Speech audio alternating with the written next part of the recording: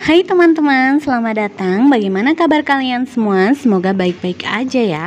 Di video kali ini kita akan membahas kembali sebuah alur cerita seri drama Korea yang berjudul Who Are You atau School 2015 episode ketiga. Oh ya, sebelumnya mohon maaf karena lanjutan ceritanya baru bisa kita pause sekarang, dan semoga untuk seterusnya kita bisa lanjut ke episode berikutnya dengan jeda waktu yang singkat. So, jangan lupa klik tombol subscribe untuk mendukung channel ini dan tekan tombol loncengnya agar tidak ketinggalan video terbaru dari kami ya. Oke, tanpa berlama-lama kita langsung aja ke ceritanya.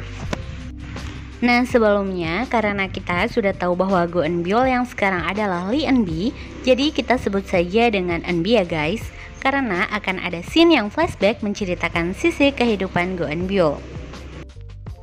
Di scene awal kita diperlihatkan flashback 1 minggu setelah hilangnya Go Eun-byul.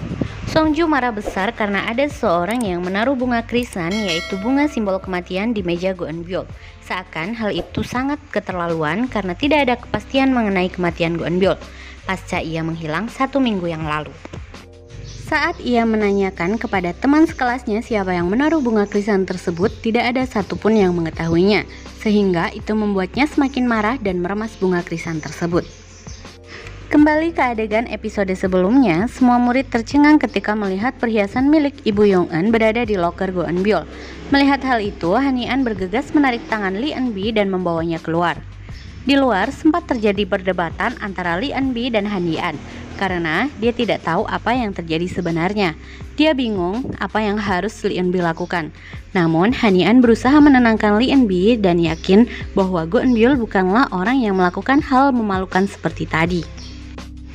Di kantor, Yong-eun menceritakan kepada guru Kim bahwa Go Eun-byul sering mengancam Yong-eun untuk membayarkan semua tagihan ketika Go Eun-byul dan teman-temannya bermain. Mendengar hal itu, guru Kim tidak yakin sehingga membuat Yong-eun merasa tidak adil. Ia mengira bahwa guru Kim masih menganggap Eun-byul tidak bersalah. Apalagi Eun-byul adalah murid berprestasi dan peraih ranking pertama. Yong-eun terus meyakinkan guru Kim, namun ia juga meminta agar masalah ini jangan sampai menyebar karena akan membuatnya malu. Kok bisa ya? Padahal kan Yong-eun selalu menguatkan alibinya kalau Eun-byul itu bersalah. Kira-kira kenapa ya guys? Di lapangan, saat semua murid berolahraga, Eun-bi duduk bersama si Jin. Kemudian Songju menghampiri mereka. Songju bertanya mengenai konsultasi Eun-bi dengan guru Kim. Eun-bi mengatakan bahwa mereka tidak membicarakan banyak hal karena percuma melihat kondisinya yang masih hilang ingatan. Ketika Songju hendak menceritakan tentang bunga krisan yang berada di meja Go Eun-byul, tiba-tiba ucapannya terpotong karena melihat Ibu Yong-eun yang datang ke sekolah. Eun-bi bertanya apakah mereka yang meminta Yong-eun untuk membayar tagihan karaoke kemarin, karena tak sengaja Eun-bi melihat Yong-eun sedang membayar sesuatu di kasir. Mendengar hal itu, si Jin dan Songju mengelak dan mengatakan bahwa mereka bukanlah tipe orang yang melakukan hal seperti itu. Di kantor, Ibu Yong-eun marah besar dan meminta agar pihak sekolah mengadakan rapat komite untuk kasus ini. Namun, Yong-eun menolak karena itu hanya akan membuatnya malu. Bahkan, ia berteriak kepada ibunya di depan para guru. Di sisi lain, Eun-bi terus mencoba menghubungi Yong-eun, namun Yong-eun tidak mengangkat telepon atau membalas pesan darinya. Kemudian, diperlihatkan Yong-eun yang sedang merenung pun teringat kejadian bersama Eun-byul dulu. Ketika semua murid sibuk bercengkrama dengan yang lainnya, terlihat Yong-eun hanya sendirian. Kemudian, Eun-byul lah yang pertama kali mengulurkan tangannya dan mengajaknya berkenalan. Kembali ke cerita saat ini, di perjalanan menuju toko ibunya, Eun-bi berpapasan dengan seorang ibu yang sepertinya mengenalinya. Ibu itu berkata bahwa ia adalah ibunya teman Eun-byul yang bernama Jong Soo-in. Eun-bi hanya tersenyum karena tidak mengenalinya. Kemudian, datanglah ibu Eun-byul yang hanya tersenyum canggung bertemu dengan ibu Jong Soo-in. Seolah pernah terjadi sesuatu di antara mereka. Kira-kira apa ya yang sebenarnya terjadi di masa lalu? Ketika Eun-bi bertanya mengenai Jong Soo-in, ibunya hanya menjawab bahwa mereka teman dekat ketika masih duduk di bangku SD. Keesokan paginya, Han-Yi-an berlari pagi melewati depan rumah Eun-byul, sehingga mereka bertemu dan berolahraga bersama. Hingga sampai di pinggir danau, saat itu Han-Yi-an melihat leher Eun-bi Yang kemudian ia berkata bahwa ia senang karena leher Enbi sudah sembuh. Mendengar hal itu, Enbi kebingungan karena menurutnya ia tidak memiliki luka di leher. Nah, di sini sudah jelas ya guys, karena memang yang memiliki luka di leher adalah Go Eun-byul, bukan Lee Eun-bi. Di sekolah, para guru sedang berkumpul untuk membicarakan kasus Yong-eun karena menggelar rapat komite tidaklah mudah. Sementara itu, ketika di toilet, Eun-bi mendengar siswi yang lain sedang menggosipkan tentang kasusnya. Terdengar ada yang mengatakan bahwa Yong-eun lah yang bersalah, namun ia hanya melimpahkan kesalahan kepada Go Eun-byul. Sedangkan yang lain mengatakan bahwa Eun-byul memang melakukannya, dan untuk menutupi dia berpura-pura hilang ingatan sekarang. Mendengar hal itu, Eun-bi merasa sedih dan bingung. Eun-bi melihat ke arah cermin dan bertanya kepada dirinya sendiri. Di balkon sekolah, ketika Eun-bi berdiri sendiri, tiba-tiba ada sebuah mobil mainan yang menghampirinya. Ternyata Taekwang yang melakukannya. Akhirnya mereka mengobrol dan saling bercerita. Ketika Eun-bi menanyakan apakah ia adalah teman dekat Taekwang, namun belum sempat terjawab, Eun-bi mengatakan bahwa ia seperti orang bodoh yang terus menanyakan hal yang sama kepada setiap orang yang ia temui. Kemudian Taekwang menjelaskan bahwa Eun-byul adalah orang yang menyukai Taekwang, bahkan selalu mengikuti Taekwang kemanapun ia pergi.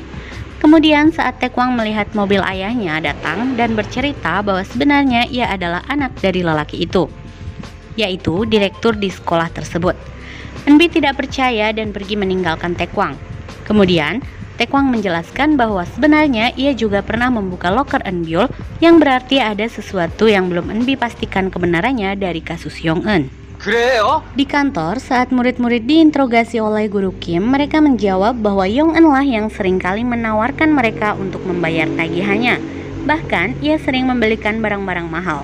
Di sisi lain, setelah teman-teman Eun-byul diinterogasi, mereka merasa kesal karena mengira Yong-eun menceritakan sesuatu sehingga mereka semua harus diinterogasi. Kemudian, tanpa disengaja, salah satu di antara mereka keceplosan mengatakan bahwa benar memang mereka seringkali memperlakukan Yong-eun seperti dompet mereka. Sayangnya, pada saat ia mengatakan hal itu, Yong-eun mendengarnya. Benar saja, Yong-eun yang mendengarnya terlihat sakit hati dan pergi meninggalkan mereka. Di kantin, Song-ju memarahi kedua temannya yang sedang menggosipkan Eun-byul. Ia kemudian menghampiri Eun-bi dan meminta untuk tidak mendengarkan perkataan mereka. Saat mereka makan, Eun-bi melihat ke arah Yong-eun yang sedang duduk sendirian. Kemudian, ingatannya seakan kembali ketika Kang Soo-young dan kedua temannya membuli Eun-bi dan menumpahkan air ke makanannya. Hal itu terjadi di kantin sekolahnya yang dulu. Eun-bi kaget dengan apa yang dia ingat, namun ia hanya terdiam saja. Keesokan harinya, beberapa siswi tengah membicarakan bunga krisan yang ada di meja Eun-byul. Tidak sengaja, Song-ju lewat dan di sini ia mengetahui bahwa yang melakukannya adalah Yong-eun. Sementara itu, papan pengumuman rapat komite untuk Eun-byul dan teman-temannya telah dipasang karena para guru mempertimbangkan Yong-eun yang selalu menguatkan alibinya bahwa dia tidak bersalah. Song-ju dan teman-temannya pun mengajak Yong-eun berbicara di perpustakaan. Yong-eun menangis karena merasa mereka memanfaatkan Yong-eun dalam pertemanan mereka. Awalnya, Yong-eun ingin tutup mulut, tapi sekarang ia mengatakan bahwa ia ingin memberikan pelajaran kepada mereka semua. Di malam hari, Yong-eun kembali ke kelas untuk mengambil tasnya yang sengaja ia tinggalkan karena tidak mengikuti pelajaran di siang hari. Sebelum keluar, ia membuka lokernya, tapi tak disangka Eun-bi datang membuka pintu dan menghampirinya. Kemudian Eun-bi bertanya jika Taekwang pernah merusak lokernya, lalu mereka bertukar loker sebelum karya wisata ke Tungnyeong. Yong-eun kaget mendengarnya dan mengira bahwa ingatan Eun-byul sudah kembali. Eun-bi memeriksa loker Yong-eun yang ternyata terdapat buku dengan nama Go Eun-byul. Eun-bi pun kaget melihatnya dan bertanya kenapa Yong-eun melakukan hal itu. Sebenci itukah Yong-eun padanya? Yong-eun mengiyakan dan mengakui bahwa ia ingin merusak harga diri Eun-byul supaya dia tahu rasanya dipermalukan di depan orang lain. Mendengar hal itu, Eun-bi hanya terdiam dan berpikir. Di halte bus, Yong-eun teringat kejadian dulu bersama Go Eun-byul. Yong-eun sedang membelikan tiket film untuk yang lainnya. Tapi Eunbyul datang dan berkata bahwa ia yang akan membayarnya. Eunbyul kemudian bertanya mengapa Yong-eun membeli semuanya dengan uang. Eunbyul kemudian menebak bahwa Yong-eun membayarnya untuk membeli waktu mereka. Tapi sayang, Eunbyul tidak mau waktunya dibeli oleh Yong-eun. Mendengar hal itu, Yong-eun kesal dan merusak tiketnya. Nah, di sini kita bisa mengambil kesimpulan bahwa Yong-eun marah terhadap Eunbyul karena kejadian ini. Di pinggir kolam renang, Eunbi bercerita kepada Han Yi-an mengenai perasaannya yang masih merasa bersalah dengan kasus Yong-eun. Melihat Eunbi yang sedih, Yi-an mulai mencipratkan air ke badan Eunbi. Begitupun sebaliknya, mereka terlihat bersenang-senang sejenak.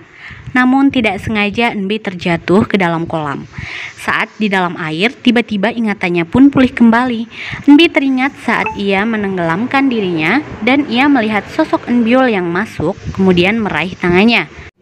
Sekarang dia sudah teringat siapa dirinya sebenarnya. Karena Eunbi tidak muncul kembali, Han Yi-an segera menceburkan diri dan menolong Eunbi. Eunbi yang tersadar pun bergegas pergi meninggalkan Han Yi-an dengan meneteskan air mata. Sesampainya di rumah, Eunbi syok dan masih tidak percaya dengan apa yang telah terjadi. Hingga ia menemukan catatan milik Go Eunbyul yang terdapat foto Lee Eunbi ketika masih berada di panti asuhan. Ia tak bisa berkata-kata dan mengingat setiap saat menjadi bahan bulian teman-temannya dulu.